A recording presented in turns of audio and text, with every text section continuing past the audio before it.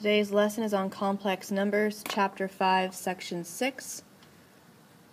Part 1 is identifying a complex number and what one is. So we'll start off by defining I. I is an imaginary number, so we use the variable I in order to represent that specific number. You'll see that I is equal to the square root of -1. That should make perfect sense since you cannot take the square root of a negative number. There are no double numbers that multiply together to give you a negative that can be square rooted. So -1 times -1, for example, is equal to +1, not -1. So there's no way to take the square root of a negative number. I squared is equal to -1, I cubed is equal to -I, and I to the fourth is equal to 1. The only two of those four that you really need to know is that I is equal to the square root of -1 and that I squared is equal to -1. The other two you may see in a later course, but not really in this one. So when solving quadratics, occasionally a solution will end up imaginary. So for any positive real number a, the square root of -a will be equal to I times the square root of a. And if a can be reduced or simplified, make sure you do so. The first example is to simplify the square root of -8 by using the imaginary number I. So we know that -8 can be broken down into -1 times 2 times 4. So we have the square root then of -1 times the square root of 2 times the square root of 4. We know that the square root of -1 is equal to I, and that the square root of 4 is equal to 2. So we can rewrite the square root of -8 as 2 times I times the square root of 2. A complex number is a real number plus a imaginary number. So a plus bi is the format. We can take real numbers and put them together. It can include 0. It just depends on what exactly we are dealing with. So our example is the square root of -9 plus 6. We know that we can break up -9 into the square root of -1 times the square root of 9 plus 6.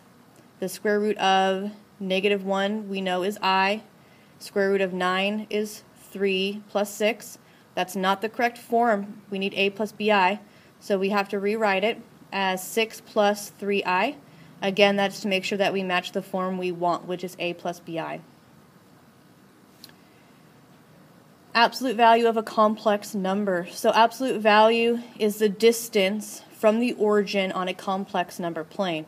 What exactly is a complex number plane? It is your standard plane, but where the y-axis has been replaced with i's instead of whole numbers. You'll see in my little graph that I have that we have the point 2 plus I, so it's 2 to the right and then up 1 to I. We can find the absolute value of a plus bi by taking the square root of a squared plus b squared. Please recognize that underneath the radical there is no I being squared. It's completely not there. We are only looking at the a and the b when finding absolute value of a complex number. The first example is to find the absolute value of 5i. We can notice that a is equal to 0 and b is equal to 5. So we have the square root of 0 squared plus 5 squared. That's the square root of 25, which is equal to 5. So the absolute value of 5i is equal to 5.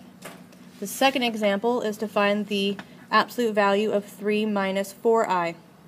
Again, a is 3 in this case, and b is -4. So we'll take the square root of 3 squared plus -4 squared. That will give us the square root of 9 plus 16, which is the square root of 25, which again is equal to 5.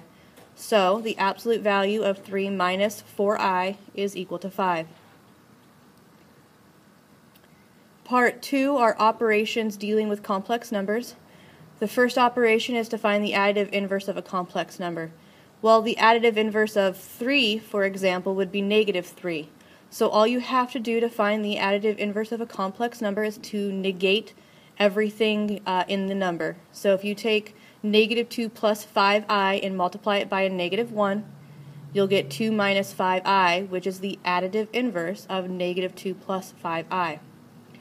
When adding or subtracting complex numbers, for example 5 plus 7i quantity plus the quantity of -2 plus 6i, you can in addition simply remove the parentheses. Now, if there was a subtraction symbol in between, you have to make sure you distribute the negative into the second set of parentheses. So in our case, we'll get 5 plus 7i minus 2 plus 6i. Combine like terms, and you'll get 3 plus 13i.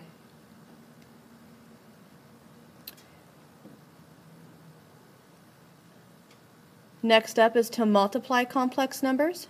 So if we just take 5i and multiply it to negative 4i, you'll see that you get negative 20 times I squared. So we multiplied the two whole numbers together, the 5 and the negative 4, and then we multiplied the two i's together to get the I squared.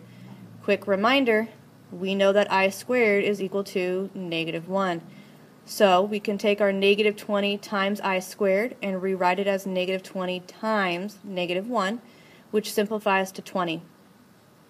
On the second example, you have two binomials being multiplied together, so 2 plus 3i times negative 3 plus 5i.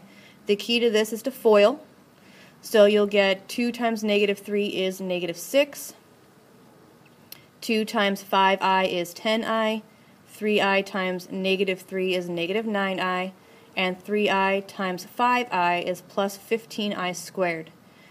I underlined the I squared because we know, again, that I squared is equal to negative 1. So if we simplify the middle and replace the I squared, you'll get negative 6 plus I plus 15 times negative 1. Multiply on that negative, you get negative 6 plus I minus 15. Negative 6 minus 15 is negative 21 plus I. It's definitely in the A plus BI format, so we are now officially done with that question. Box it off and move on. So our next example is to find complex solutions. You'll notice in our case that the linear term, the bx term, is missing, so there's no factoring involved. This is solving by finding square roots as you did in the previous section. So you get 4x squared plus 100 is equal to 0. First step would be to subtract 100 from both sides. So you'll get 4x squared minus 100, 4x squared is equal to negative 100. The next step would be to divide out the 4 from both sides. So you'll get x squared is equal to negative 100 divided by 4, square root. Always remember that when you take a square root, you have to put a plus or minus in front. So you get x is equal to plus or minus the square root of negative 100 divided by 4. We have a negative, but 100 is a perfect square, and so is 4. So that would simplify to plus or minus 10i divided by 2, and then 2 goes into 10 evenly, so you get a solution of x is equal to plus or minus 5i. Box it off, and that is the last of our slides.